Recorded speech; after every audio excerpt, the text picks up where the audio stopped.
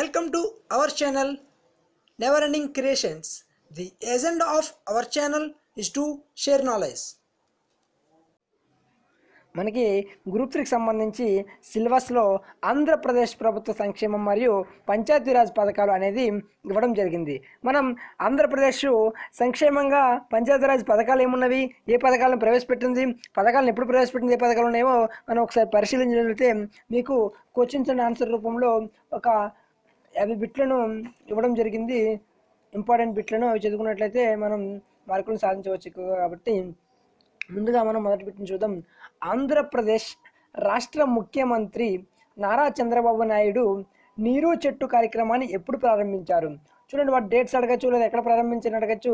కాబట్టి మొదటి బిట్ చూడండి, ఆంధ్రప్రదేశ్ రాష్ట్ర ముఖ్యమంత్రి నారా చంద్రబాబు నాయుడు నీరు చెట్టు కార్యక్రమాన్ని ఎప్పుడు ప్రారంభించారు? 2014 ఆగస్టు 24.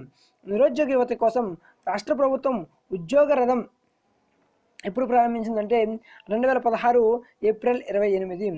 వాళ్ళు అడగచ్చు ఎట్లా నీరు చెట్టు కార్యక్రమం ఎప్పుడు ప్రారంభించింది, లేదా కార్యక్రమం కూడా అడుగుతాడు.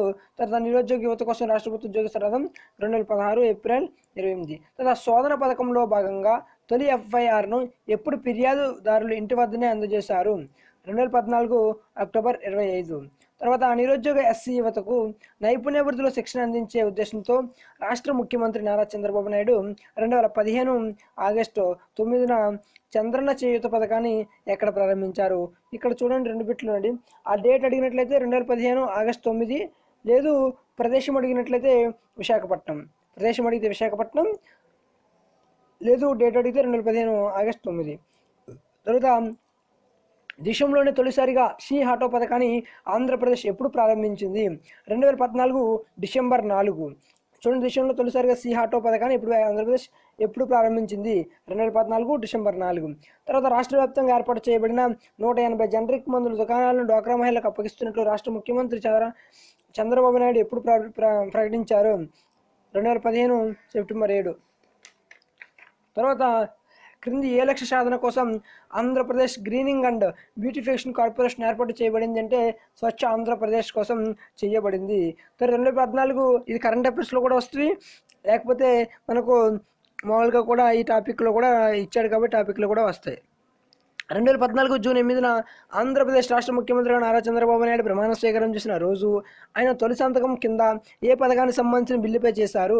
రైతు రుణమాఫీ గుర్తుపెట్టుకోవాలి. తర్వాత దక్షిణ భారతదేశంలో పింఛన్లు అత్యధికంగా మొత్తం ఖర్చు చేస్తున్న రాష్ట్రం, దక్షిణ భారతదేశంలో పింఛన్లకు అత్యధికంగా మొత్తం ఖర్చు చేస్తున్న రాష్ట్రం ఏదంటే ఆంధ్రప్రదేశ్. ఏ ప్రాంతంలో పండిన బియ్యం అదే ప్రాంతంలో చౌకధరల దుకాణాల ద్వారా కిలో ₹1 సరఫరా చేయడానికి ఉద్దేశించబడిన పథకం ఏంటి? మన బియ్యం. మనం చూడండి, రేషన్ షాపులో ఇచ్చినటువంటి ఆ యొక్క పథకాన్ని మన బియ్యం అనే పథకం కూడా ఇవ్వడం కూడా చేయడం జరిగింది. రాష్ట్రంలో పేద భక్తులకు ప్రముఖ ఆలయాలను సందర్శించే అవకాశం కల్పించడానికి ఉద్దేశించబడిన పథకం ఏంటంటే దివ్య దర్శనం పథకం కూడా ఇవ్వడం జరిగింది. తర్వాత ఈ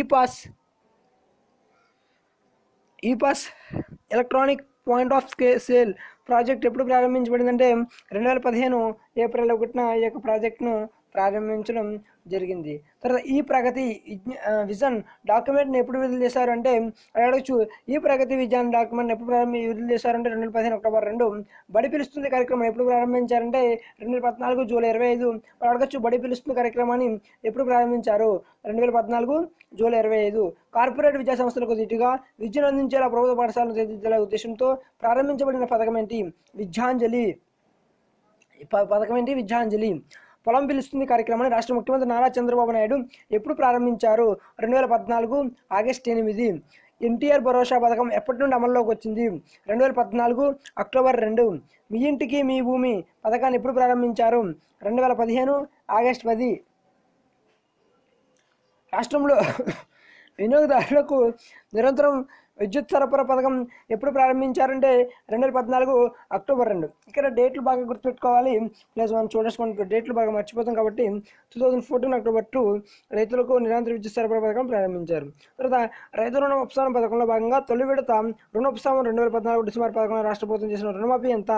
7,565 కోట్లుగా చేయడం జరిగింది. తర్వాత LED బల్బులు పంపిణీ పథకం ద్వారా ఇప్పటి వరకు రాష్ట్రంలో పంపిణీ చేసిన LED బల్బులు ఏంటంటే 92 కోట్లు. తర్వాత ఎన్టీఆర్ వైద్య పరీక్ష పథకం ఎప్పుడు ప్రారంభించారంటే 2016 ఫిబ్రవరి 1 ఎన్టీఆర్ వైద్య పరీక్షలను ప్రారంభించడం జరిగింది. అది 2016 ఫిబ్రవరి 1న. రాష్ట్రంలో అసంఘటిత రంగంలో పనిచేస్తున్న కార్మికుల కోసం చంద్రన్న బీమా పథకం, అది ఇక్కడ చూడండి, చంద్రన్న బీమా పథకం ఎక్కడ ప్రారంభించారంటే తిరుపతి. లేదా అది ఎప్పుడు ప్రారంభమైంది 2016 అక్టోబర్ 2. తర్వాత గిరిపుత్రిక కళ్యాణ పథకం ఎప్పటి నుండి అమల్లోకి వచ్చిందంటే గిరిజనుల కోసం ఒక పథకాన్ని ప్రారంభించడం జరిగింది. అది గిరిపుత్రిక కళ్యాణ పథకం ఎప్పటి నుండి అమల్లోకి వచ్చిందంటే 2016 జనవరి 22. తర్వాత ఎన్టీఆర్ హౌసింగ్ పథకం ఎప్పుడు ప్రారంభించారంటే ఏప్రిల్ 14, 2016.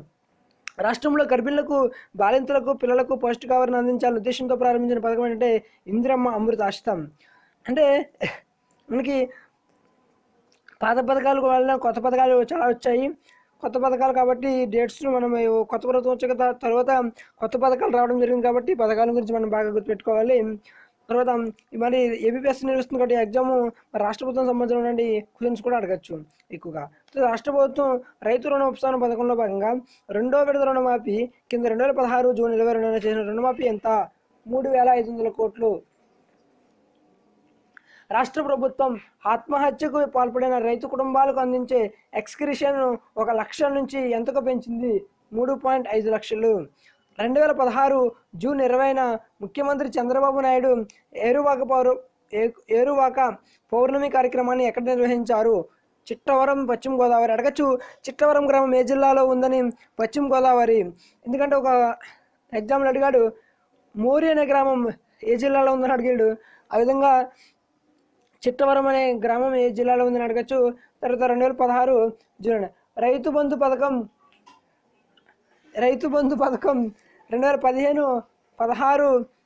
2015 అక్టోబర్ వరకు ప్రభుత్వం 19 కోట్లు కేటాయించగా ఎంతమంది రైతులు లబ్ధి పొందారంటే 1,842 మంది లబ్ధి పొందడం జరిగింది. తర్వాత పట్టసీమ ఎత్తిపోతుల పథకాన్ని ముఖ్యమంత్రి చంద్రబాబు నాయుడు జాతికి ఎప్పుడు అంకితం చేశారంటే 2015 ఆగస్టు 15. ఇక్కడ చూడండి, పట్టసీమ ఎత్తిపోతుల పథకం ఎక్కడ ప్రారంభించారు, లేదా అది ఎక్కడుందని అడగచ్చు. తర్వాత ఏ జిల్లాలో ఉందని కూడా అడగచ్చు. తర్వాత దుకాన్ మకాన్ పథకం ద్వారా ముస్లిం పేదలకు గ్రామీణ ప్రాంతాల్లో, పట్టణ ప్రాంతాల్లో అందించే రుణం ఎంతంటే 70,000 నుంచి 80,000. ఆ ముస్లిం సోదరులకు సంబంధించి వాళ్ళకి ఒక పథకం ప్రారంభించడం జరిగింది. అది దుకాన్ మకాన్ అనే పథకం. దానికి రుణం వచ్చేసి 70,000 నుంచి 80,000 కోట్ల వరకు ఉంది. రాష్ట్ర ప్రభుత్వం చేతురుతులు చేసుకునే మైనారిటీ వర్గాల వారి సంక్షేమానికి ప్రారంభించిన ఆదరణ పథకం ద్వారా ఇప్పటి వరకు ఎంత మొత్తం రుణాలు అందించిందంటే 10 కోట్లు. తర్వాత బంగారు తల్లి పథకం ద్వారా రాష్ట్ర ప్రభుత్వం బాలికలకు పుట్టిన నుండి వివిధ దశల్లో ఎంత మొత్తాన్ని అందిస్తుందంటే 55,000. రాష్ట్ర ప్రభుత్వం చంద్రన్న పథకం ద్వారా ప్రతి రంజాన్ పండుగ ముస్లింలకు చౌకధరల దుకాణాన్ని ద్వారా ఎన్ని రకాల నిత్యావసర వస్తువులు పంపిణీ చేస్తున్నారంటే 4. 1999 ఏప్రిల్ 1న స్వర్ణ జయంతి గ్రామ స్వరాజ్ యోజన పథకంలో విలీనం చేసిన పథకం ఏదంటే డ్వాక్రా. ఎడారి ప్రాంత అభివృద్ధి పథకంను ఏ సంవత్సరంలో ప్రారంభించారంటే 77-78. రాష్ట్ర ప్రభుత్వం అధిక పాల దిగుబడిని సాధించేందుకు పశుక్రాంతి పథకాన్ని ఎక్కడ ప్రారంభించారంటే చిత్తూరు జిల్లా చంద్రగిరి. చంద్రగిరి ఎక్కడ ఉందని అడగచ్చు, లేదా చంద్రగిరి మనకి తిరుపతి, చిత్తూరు జిల్లా. తర్వాత వెలుగు ప్రాజెక్టును నిధులు అందిస్తుంది ప్రపంచ ఏ బ్యాంకు నిధులు అందిస్తుందంటే ప్రపంచ బ్యాంకు. అంటే వెలుగు ప్రాజెక్టుకి ఏ బ్యాంకు నిధులు ఇస్తుందంటే ప్రపంచ బ్యాంకు. స్వయం సహాయక బృందాల్లో మహిళలకు పెన్షన్ సౌకర్యం కల్పించడానికి ఉద్దేశించిన వైఎస్ఆర్ అభయహస్తం పథకం ఎప్పుడు ప్రారంభించారంటే 2009 నవంబర్ 1. మన రాష్ట్రంలో ప్రభుత్వం ఆహార భద్రతతో ఏ సంవత్సరంలో ప్రారంభించిందంటే 2007. ఇందిరమ్మ మహిళా ఉపాధి పథకం ఎప్పుడు ప్రారంభించారంటే 2006 మే 30. ఇందిరమ్మ మహిళా ఉపాధి పథకం కింద లబ్ధిదారులు ఎంత శాతం వడ్డీ రుణాలు మంజూరు చేస్తున్నారంటే 12%. సామాజిక అభివృద్ధి నిధి ఇందిరమ్మ పథకంతో భాగంగా అమలు పరుస్తున్నారు.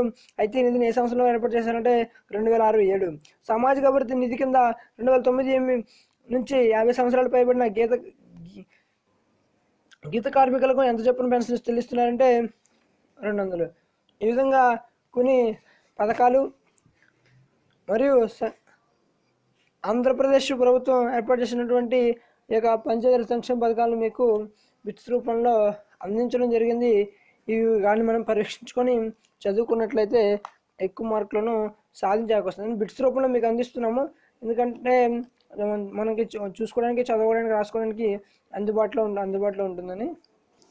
Thanks for watching video. Please subscribe our channel if you like.